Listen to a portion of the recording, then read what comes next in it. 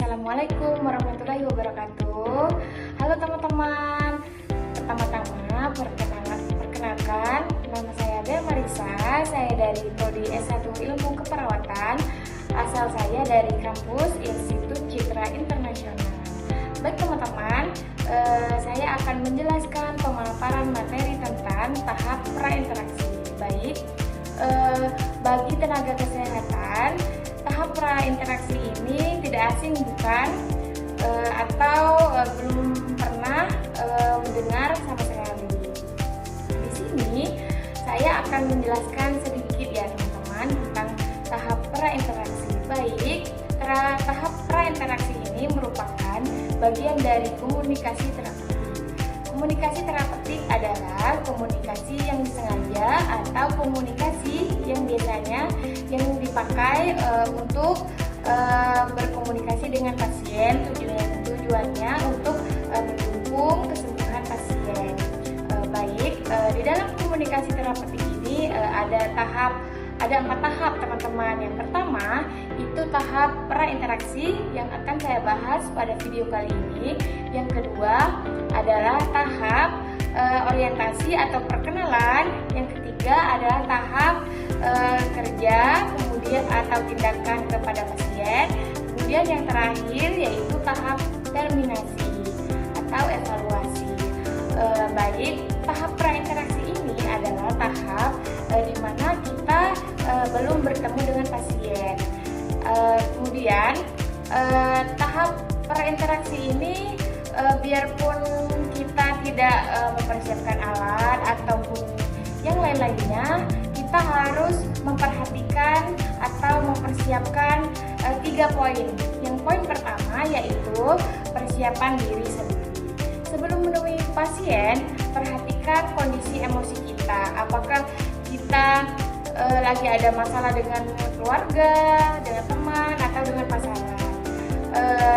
Disarankan teman-teman dalam persiapan diri ini, teman-teman kalau ada masalah dengan ketiga tadi atau dengan masalah dengan siapapun, teman-teman harus menyampingkan atau tidak memikirkan tentang masalah teman-teman, sehingga emosi kita itu stabil dan kita fokus dalam memberikan asuhan keperawatan kepada pasien kita. Kemudian selain mempersiapkan emosi kita harus mempersiapkan atau menyadari atau mempersiapkan kelebihan atau kelemahan diri sendiri. Untuk di bagian kelebihan kita harus mengeksplor sehingga kelebihan tadi dapat kita asah. Kemudian pada saat ketemu dengan pasien kita menjadi lebih leluasa. Kemudian untuk bagian kelemahan kita harus mencari solusi supaya kelemahan pada diri kita itu tidak mengganggu pada saat dalam memberikan proses asuhan keperawatan kepada pasien. Kemudian yang kedua yaitu mempersiapkan materi komunikasi. Sebelum kita berkomunikasi dengan pasien, kita harus mempersiapkan materi atau topik apa yang akan kita bicarakan kepada pasien. Ya, materi atau rencana ini sangat penting karena pada saat tindakan atau kita dalam komunikasi dengan pasien ataupun keluarga ataupun pada saat kita mengedukasi pasien, kita tidak terbata-bata, atau pada saat kita menyampaikan edukasi kita tidak ada jeda dalam menyampaikan edukasi seperti itu. Kemudian kita harus mempersiapkan materi terkait orientasi pada pasien baru. Misalnya seperti jam berkunjung, kemudian seperti tata tertib pada ruangan. Pada saat ruangan rawat inap, tata tertibnya harus bagaimana, atau jam berkunjung pada rawat inap itu pada jam berapa untuk pagi atau malamnya, seperti itu teman-teman. Jadi sangat penting kita untuk menguasai materi setiap tindakan ataupun prosedur yang akan kita lakukan.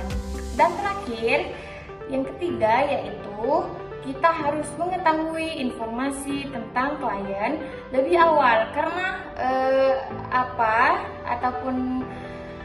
ini itu sangat penting karena yang pertama, setiap pasien itu unik dan berbeda.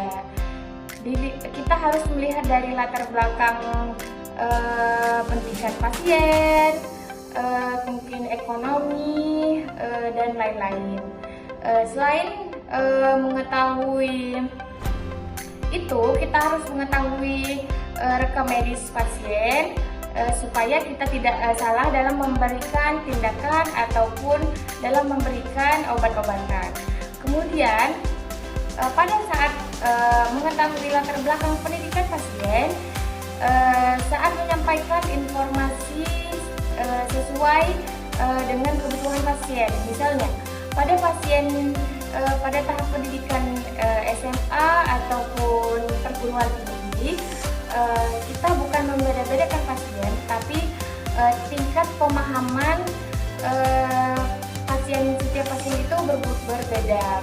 Kita pada pasien ibu mungkin orang tua, kita harus anak-anak mungkin kita harus melakukan atau menggunakan kata-kata yang sederhana yang bisa langsung dipahami oleh pasien.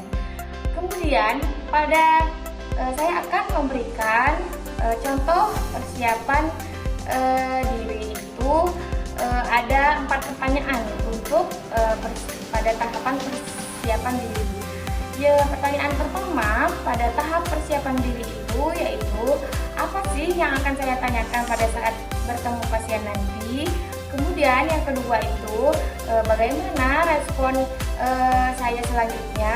Kemudian adakah pengalaman interaksi yang tidak menyenangkan bagi saya sebelumnya mungkin. Dan terakhir, bagaimana tingkat kecemasan saya dalam menghadapi pasien. Apakah berkurang pada saat diajak komunikasi dengan pasien atau bertambah cemas jika berkomunikasi dengan pasien. Hal-hal tersebut akan kita tanyakan pada diri kita sendiri. Baik, itulah pemaparan materi dari saya. Mohon maaf bila ada kekurangan ataupun salah kata atau menyinggung perasaan teman-teman. Saya akhiri.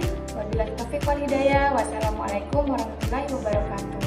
Terima kasih yang sudah mau menonton video saya sampai akhir. Bye bye teman.